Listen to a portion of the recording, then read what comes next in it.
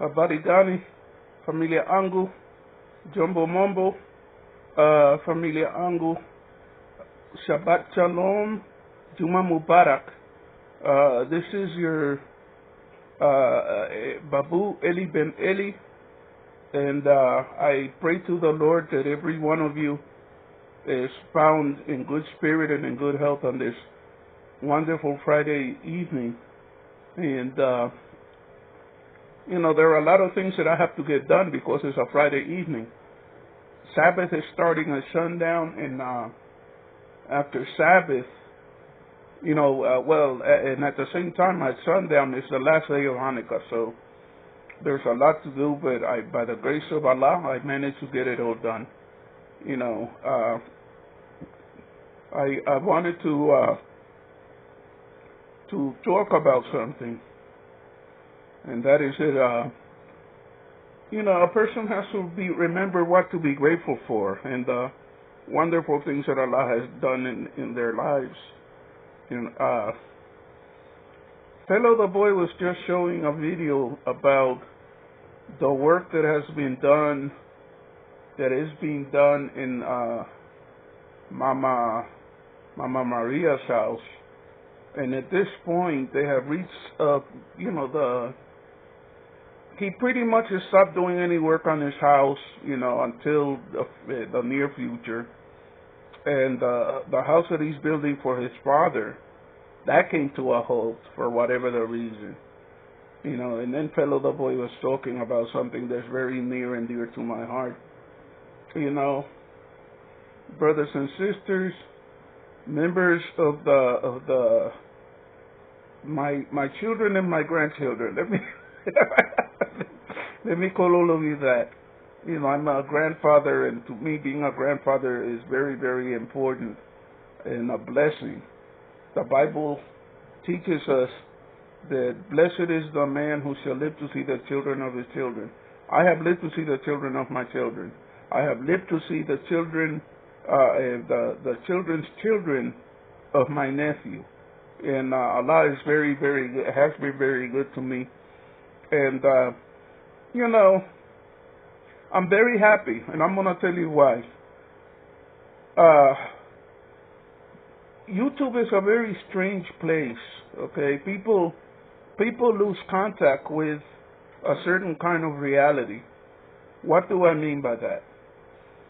People here on YouTube, if they have 1,000, 2,000, 3,000 followers, they're like, that's good, but there was a time when I used to conduct. I was an elder of the Seventh-day Adventist Church, and I used to do something that was not directly connected to the church, but it was part of the church. There were these things that were done telephonically, telephone conferences. And those telephone conferences were really, really remarkable because you would have people from different parts of Africa, Canada, the United States, Mexico, the West Indies. All of us would call in at the same time, and I would conduct a Bible study, and I would conduct a prayer study. And back in those days, if we had 300 or 400 people call in, it was a remarkable thing. And I remember when I was in church, the last church that I was a part of, we were a nice church, but we weren't huge. If we had 300 or 400 people on any given Sabbath, or if we had 50 people on Vesper services, pardon me.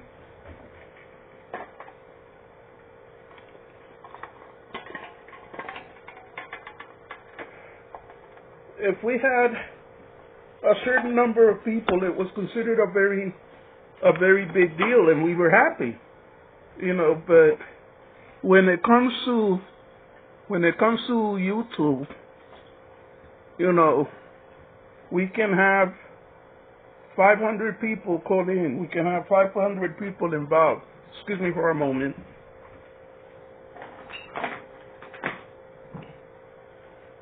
And we talk as if that isn't a big thing. In the a certain part of the Bible, it says, with 2 or 3 are gathered in my name, I shall be there. Okay?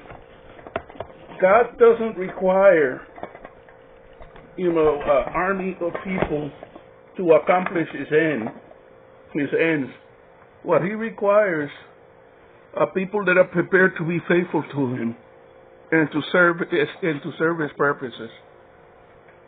So, what I'm saying is this: just because we are in thousands and thousands of people doesn't mean that God cannot bless us or will not bless us. And because of that, I pray to God that, that each and every one of you who has been kind enough to take your time, take your valuable time, and watch my videos. May God bless you. And I'm coming to a conclusion, and that is that, what I've been doing is okay. What I've been doing is fine. But at the same time, I want to do something more. This time, nothing is more valuable than time. If there are men and women who, when they are dying, when they are facing the last few minutes of life, the thing that they would trade all of their wealth for, the thing that they would trade everything that they have in the world for, is just to have more time, just to have the opportunity to live longer. Time is precious. Time is so precious. The only thing that I can think of that's more precious than time is water. People take water for granted, but water is very important. Imagine that you are in a desert and you have an unlimited amount of gold, but no water. Okay? An unlimited fortune in gold, but no water. And along comes somebody who has, a few liters of water. And you told them, let me have a drink of water. And that person told you, no, I will not let you have any of this water. Give me half of your gold, then you can have this water. How many of you would say, no, I'll just die? You would give them half of your gold and take whatever water you can get. Water is even more precious than gold. Okay? But time is even more precious than water. We don't have a lot of it on this earth. There's a saying that they have, which I think is remarkable, but it's very, very true. If you look at a person's, here in the United States, they have gravestones to mark a place where a person is buried. And they have the person's name across the top. And underneath that, they have his date of birth and the date of his death. In between, there's a little line, a dash. Men, a lot wiser than I will ever be, say that little dash represents your life. Time is very, very precious, my friends. Please, I ask you to do me a very big favor. Subscribe to my channel, support my channel, help my channel to grow. And when we come together on this channel, let's remember something, and that is that all that God requires to be there and to dispense a blessing is that 2 or 3 people be gathered in His name. It doesn't really require a great deal. And there are a lot of people that have prayed to God alone and have prayed with a sincere heart, and God has bestowed a blessing upon them. May God bless each and every one of you, my friends. And, it's like, it's like God is putting it on my heart to briefly mention 2 things. Usually we're about laughing on this channel and everything. Why? Because life is a very serious thing. And a lot of the time, if you don't purpose it in your heart to laugh a little, the sorrow of the things that you experience can overwhelm you. So I always make it a point to laugh. There's a saying that they have in this country, and I don't know whether my friends around the world use this expression too. Sometimes you need to laugh in order to not cry. It's like sometimes you have grandchildren that you really love, but you don't get to see. Sometimes you have grandchildren that may not even know that they're your grandchildren, that you have never met. All of that is very, very painful, but what we need to remember is that Allah in His infinite wisdom is responsible for everything, and it's totally responsible for everything. Anyway, I wanted to say two things. One of them is based on what Fellow the Boy was saying. Before I get into that, please like and subscribe. Please, if you haven't subscribed already, do so. And please support my channel. Please help it to grow. And I'm honored that as many of you as have chosen to be a part of my channel, chosen to be what I am coming to call with a real sense of love, my children and my grandchildren. I'm honored that you watch my videos. May God bless each and every one of you. But what I wanted to say is this, okay? Two things. First is this. If I tell you that there are rules that you need to go by, okay, and out of all of those rules you pick 2 or 3 to follow, and there are a lot of others that you need to follow but you choose to ignore, you're placing yourself in danger. And why am I saying that? I have been taught, and I happen to know that in all the major religions of the world, people are taught that what in the 10 Commandments are called, the rules that are called the 10 Commandments reflect an encapsulation of God's character. In other words, those 10 things are defining characteristics of who God is. Okay, but here's the thing. People act like if the only thing that they are obligated to obey and respect are those 10 commandments. And I'm not going to get into all of that right now because, there isn't enough time, but I will say this. Okay, your time is precious to me. My time is precious to me. So in the interest of treating your time with respect, let me just say this. Please, please, please read the books of Leviticus and Deuteronomy. Those books contain several commands that you are supposed to keep as a person who believes in God. And all of those commandments are equally as important as the 10 commandments. Okay, all of those commandments. There are other commandments throughout the Bible. Genesis 1:29 is a very, very important commandment. And it's like, if you believe in God and you serve God, Allah teaches us to be faithful to His whole word, not just to, not just to the portions that you want to obey. That's not the way that it works. The thing that changed my life is this. There was a Vesper service one Friday night in which I had gotten the pastor to teach a class, and he said he was going to teach about the Jewish holy days. And in reading a verse in Deuteronomy and in Leviticus, I noted that all of the commandments that are mentioned in those books, we are told are eternal commandments.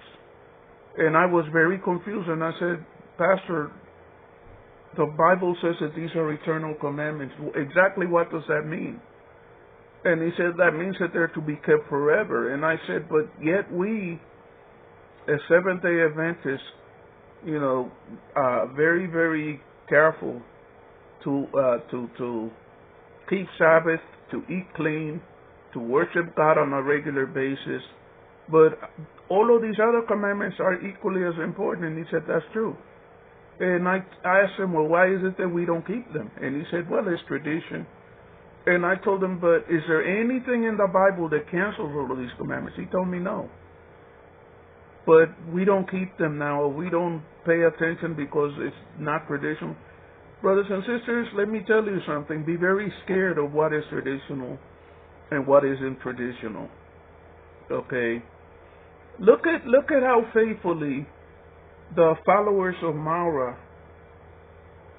went to his compound, did work for free, and were there celebrating. And now the party's about to conclude. And, you know, the expectation was that there were going to be helicopters landing on the roof, airplanes flying through the sky to the new airport just to attend Mara's party. There was a part of the property that was designated as a parking lot. We were supposed to see cars upon cars, rows, hundreds of cars parked there, people jumping in and out, valets parking the cars for them, and you know, none of that happened. But at the same time, a remarkable number of local people came. You know, and it's like, yet who is Mara? The King of Kings, the Grand Babu of Grand Babus, the Punjab, the great Punjab, the great Puba. Mara is just a human being. Mara is just a man. Mara is just a man. There were people that were sleeping on the grounds, and they may be sleeping there even now. In the middle of the rain, Diane, Kemi, and baby Carol were in a tent that flooded, and they didn't get up and go home. They're willing to do all of this for a man. And yet the creator of the universe, who brought them into existence, who feeds them, who makes the sky to rain, and makes the ground to blossom so that they can eat, what are they willing to do for him? They go, oh, well, the 10 Commandments. We obey the 10 Commandments. Really? Do you obey the 10 Commandments? But that's another story. The point is this. There are more laws in the land of Kenya that are government laws made by man than 10, and you obey them. So, you know, if people say, well, if you have to obey a lot of commandments and everything, how are you going to be able to obey a lot of commandments?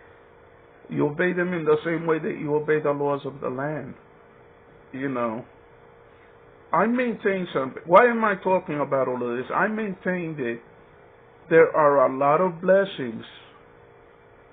Let me repeat myself. There are a lot of blessings that many of us do not receive because we just limit ourselves to, you know, the handful of commandments that we choose to follow. The rest of it, there's too much religion in this world. Isn't that what Marwa said about Mama Ann?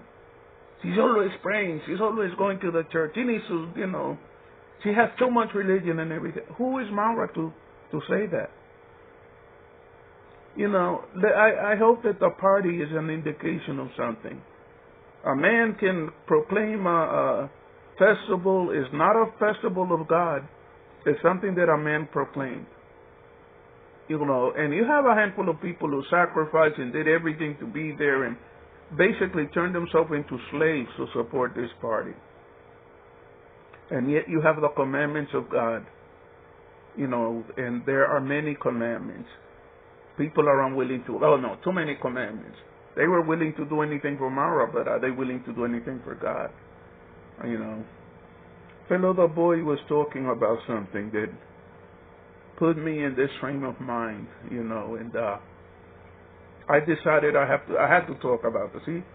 He was talking about, you know, a lot of the time in Nyabohanset, they talk badly about people who are drunks, okay?